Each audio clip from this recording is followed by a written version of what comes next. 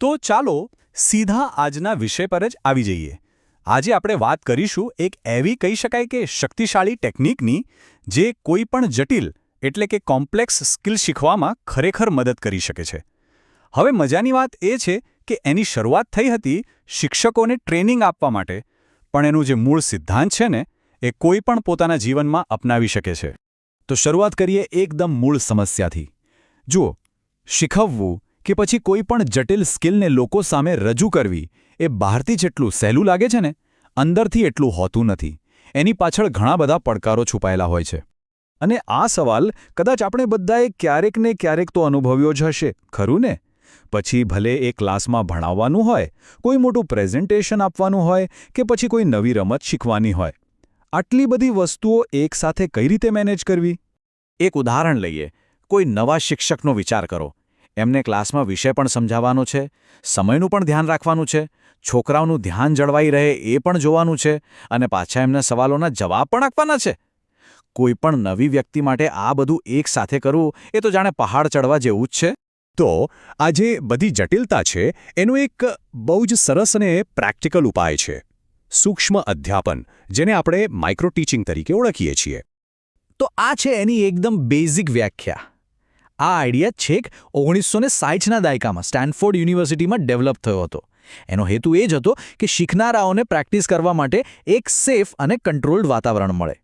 Allan ડ્વાઇટનું આ જે વાક્ય છે ને, એ આખી પદ્ધતિનો સાર છે. આમાં બે મુખ્ય શબ્દો પર ફોકસ છે, જે આ પદ્ધતિને માઇક્રો બનાવે છે. એક તો વર્ગનું કદ અને બીજું સમય. આને સમજવા માટે એક સરસ ઉદાહરણ છે. વિચારો, કોઈ સંગીતકાર શું પહેલા જ દિવસે આખી સિમ્ફોની વગાડવા બેસી જાય? ના ને. એ પહેલાં શું કરે? એ ફક્ત સૂરનો અભ્યાસ કરે, સ્કેલ્સ પ્રેક્ટિસ કરે. બસ માઇક્રો ટીચિંગમાં પણ આ પહેલો સ્કેલ છે. ઓછા વિદ્યાર્થીઓ, એક નાનકડો શ્રોતાગણ. અને આ છે બીજો સ્કેલ, ઓછો સમય. આનાથી ફાયદો એ થાય કે શીખનાર વ્યક્તિ થાક્યા વગર કે ગભરાયા વગર કોઈ એક જ ચોક્કસ સ્કિલ પર પોતાનું પૂરેપૂરું ધ્યાન લગાવી શકે છે. ઓકે, તો ચાલો હવે એ જોઈએ કે આખી પ્રોસેસ ખરેખર કામ કેવી રીતે કરે છે. એની બ્લુપ્રિન્ટમાં થોડા ઊંડા ઉતરીએ અને એને સ્ટેપ બાય સ્ટેપ સમજીએ. તો આ છે 5 સ્ટેપ્સનું એક આખું ચક્ર.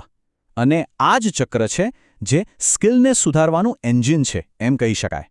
જુઓ, આની શરૂઆત થાય છે એક ટીચિંગ સેશનથી. પછી ફીડબેક મળે. એના આધારે ફરીથી પ્લાનિંગ થાય, ફરીથી શીખવવામાં આવે અને છેલ્લે ફરીથી ફીડબેક. આ જ છે આપણો આખા સેક્શનનો રોડમેપ.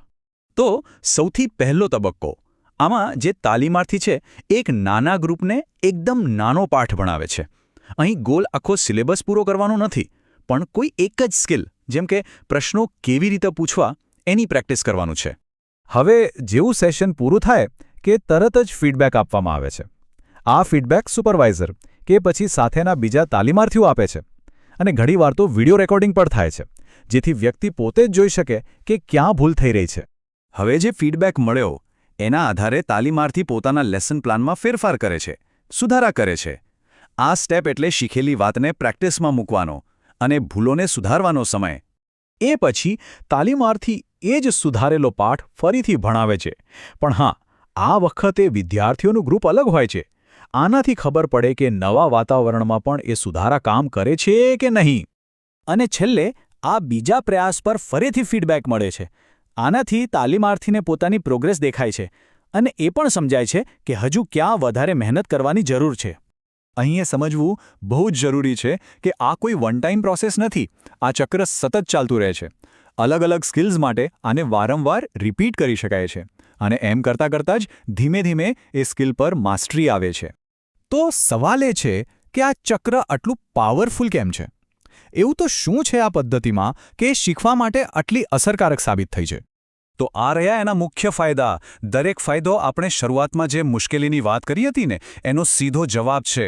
આ જટિલતા ઘટાડે છે, ભૂલ સુધારવા માટે તરત જ ફીડબેક આપે છે અને સૌથી અગત્યનું, આત્મવિશ્વાસ વધારે છે. ચાલો હવે આ આખી વાતનો જે સાર છે, એનો જે મુખ્ય બોધપાઠ છે, એને એકદમ સરળ શબ્દોમાં સમજી લઈએ. બસ આ જ આખી પદ્ધતિનો આત્મા છે.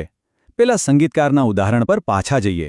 એ પહેલાં અલગ અલગ સૂર પર માસ્ટરી મેળવે છે અને પછી એ બધા સૂરોને જોડીને એક સુંદર ધૂન બનાવે છે.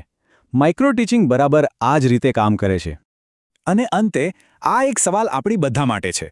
આપણા જીવનમાં એવી કઈ સ્કિલ છે જેને આપણે આ રીતે નાના માઇક્રો સ્ટેપ્સમાં તોડીને શીખી શકીએ? કારણ કે આ ટેકનિક માત્ર શિક્ષકો માટે નથી, પણ એ દરેક માટે છે જે કંઈક નવું અને પડકારજનક શીખવા માંગે છે.